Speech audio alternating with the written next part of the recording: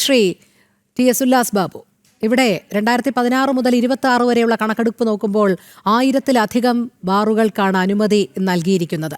എന്ന് മാത്രമല്ല, മദ്യലഭ്യത പരമാവധി ഉറപ്പാക്കുക എന്ന ലക്ഷ്യവുമായി മുന്നേറുന്ന ഒരു സർക്കാരിനെയാണ് കാണാൻ കഴിഞ്ഞത്.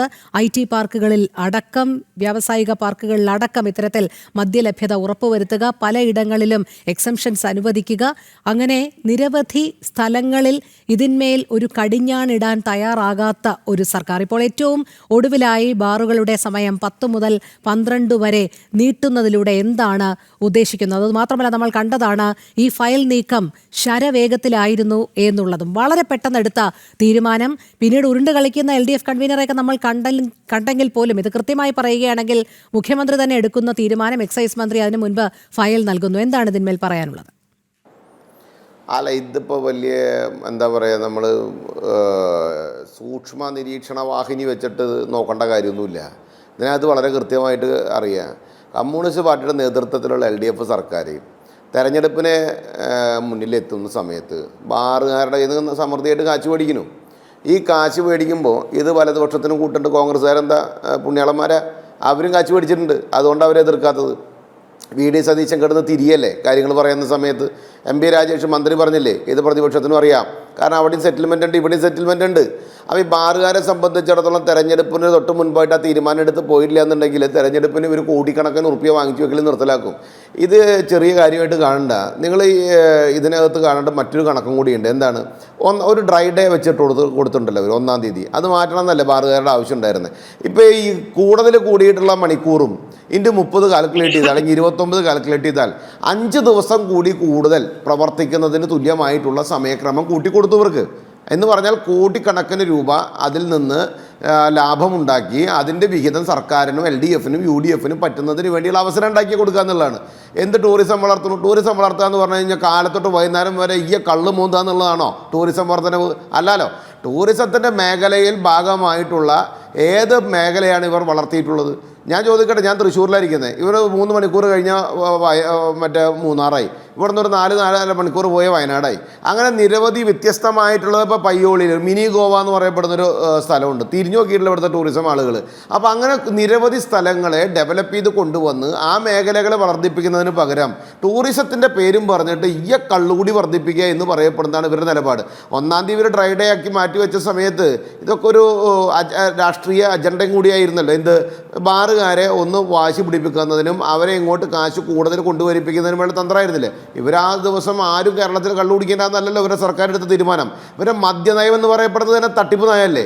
1-ാം തീയതി ബാറ് പൂട്ടി വെച്ചിരിക്കുന്ന സമയത്ത് ഇവർ സുഖമായിട്ട് കള്ളു ഷാപ്പ് തുറന്നു വെച്ചിട്ടുണ്ടായിരുന്നില്ലേ? അപ്പോൾ കള്ളു കുടിക്കാമെന്നായിരുന്നല്ലോ സർക്കാരിൻ്റെ നയം ഉണ്ടായിരുന്നത്. അപ്പോൾ അത് ജനങ്ങളെ ഗുണത്തിന് വേണ്ടിയിട്ടല്ല, മറിച്ച് അത് കൃത്യമായിട്ട് സാമ്പത്തിക സ്രോതസ്സിൻ്റെ താല്പര്യാർത്ഥം സർക്കാരും പ്രതിപക്ഷവും ഒരുമിച്ച് പരസ്പര സഹായ സഹകരണ സംഘമായി പ്രവർത്തിക്കുന്നതിൻ്റെ ഏറ്റവും വലിയ തെളിവല്ലേ ഇത്? പല തരത്തിലും ഈ കള്ളത്തരങ്ങളുണ്ട്. പണ്ട് കോവിഡ് കാലഘട്ടത്തിൽ രോഹിണി ഒരു കാര്യം മനസ്സിലാക്കണം. കോവിഡ് കാലഘട്ടത്തിൽ റെസ്റ്റോറൻറ്റുകാർ ഈ കേരളത്തിലെ, ഞാൻ പറയുന്നത് ഉല്ലാസ് ബാബു എന്ന ഞാൻ പറയുന്നത് തെറ്റാണെങ്കിൽ ഓരോ റെസ്റ്റോറൻറ്റുകാരനും എന്നോട് ചോദ്യം ചെയ്യാം. ഈ കോവിഡ് കാലഘട്ടത്തിൽ സർക്കാർ ഇത് അടയ്ക്കുന്ന സമയത്ത്, നമ്മുടെ അന്നത്തെ കാലത്തെ ലോക്ക്ഡൗണുമായി ബന്ധപ്പെട്ട് അടയ്ക്കുന്ന സമയത്ത് ഈ ഓൺലൈനിലെ പരിപാടി ഉണ്ടല്ലോ, ഈ നമ്മൾ ബുക്ക് ചെയ്തിട്ട് സ്വിഗ്ഗി, സൊമാറ്റോ പോലെയുള്ള ഓൺലൈൻ കച്ചവടങ്ങൾ, ഇതിൻ്റെ പെർസെൻറ്റേജ് എത്രയെന്നറിയാമോ രോഹിണി? 12% എന്ന് പറഞ്ഞാൽ 100 ഉറുപ്പ്യ ഒരു മസാല ദോശ വിറ്റാൽ 12 ഉറുപ്പ്യാണ് ഇവർക്ക് കൊടുക്കണ്ടോ, ബാക്കി 88 രൂപ ആ കടക്കാരന് കിട്ടുന്നൊരു സാഹചര്യമായിരുന്നു. അങ്ങനെ നമ്മുടെ കേരളത്തിൽ മാത്രം കോവിഡ് കാലഘട്ടത്തിൻ്റെ ലോക്ക്ഡൗൺ തുറന്നതിന് ശേഷം ഈ ഹോട്ടൽ റെസ്റ്റോറൻറ്റ് മേഖലയിൽ മാത്രം എന്തുണ്ടായി? ഡൈൻ അനുവദിച്ചില്ല ഈ കേരള സർക്കാർ. ഈ LDF സർക്കാർ ഡൈൻ അനുവദിച്ചില്ല, പകരം പാർസൽ തന്നെ തുടർന്നുകൊണ്ടിരുന്നു. മലയാളിയുടെ മനസ്സിലേക്ക് ഈ ഓൺലൈൻ കച്ചവടത്തിൻ്റെ കൂടുതലായിട്ടുള്ള ഒരു ആഗ്രഹത്തിനെ എത്തിപ്പിച്ചു കൊടുത്തതിന് ശേഷം മാത്രമാണ് റെസ്റ്റോറൻറ്റിൻ്റെയും ഹോട്ടൽ മേഖലയുടെയും തണ്ടലും നടുമൊടിച്ചതിന് ശേഷം ഇവർ ഡൈൻ തുറക്കാൻ തീരുമാനിച്ചത്. അപ്പോഴേക്ക് എത്ര രൂപയെന്നറിയോ? ഇന്ന് ഞാനിരുന്ന് സംസാരിക്കുമ്പോൾ 38% കമ്മീഷനാണ്. ഒരു 100 ഉറുപ്പ്യയുടെ മസാല ദോശ വിറ്റാൽ 38 ഉറുപ്പ്യ ഇവർക്ക് കൊടുക്കണം, ഈ ഓൺലൈൻകാർക്ക് കൊടുക്കണം. പിന്നെ അതിൻ്റെ ഉള്ളിൽ പരസ്യം കയറ്റിവിടല്, അത് കയറ്റിവിടല്, ഇത് കയറ്റിവിടല് എന്ന് പറഞ്ഞൊരു 5% 5% വേറെയും മേടിക്കും. അതിൻ്റെ ടാക്സും കഴിഞ്ഞാൽ ഒരു സാധാരണക്കാരന് റെസ്റ്റോറൻറ്റ് നടത്തുന്നതിന് ജീവിക്കാൻ പറ്റാത്ത സാഹചര്യ അവസ്ഥയുണ്ടാക്കി. ഇതിൻ്റെ പിറകിൽ കൃത്യമായിട്ടുള്ള രാഷ്ട്രീയ ഗൂഢാലോചന അന്ന് നടന്നിട്ടുണ്ട്. ഈ 12-ൽ നിന്ന് 38-ലാക്കി ജനങ്ങളെ വലയിപ്പിക്കാനായിട്ടുള്ള ഈ തന്ത്രം എടുത്തതിൻ്റെ പേരിൽ വലിയ തട്ടിപ്പ് നടത്തിയിട്ടുണ്ട് ഈ സർക്കാർ. അങ്ങനെ പോലെയുള്ളൊരു വലിയൊരു തട്ടിപ്പ് തന്നെയാണ് ഈ ബാറുമായി ബന്ധപ്പെട്ട വിഷയത്തിൽ.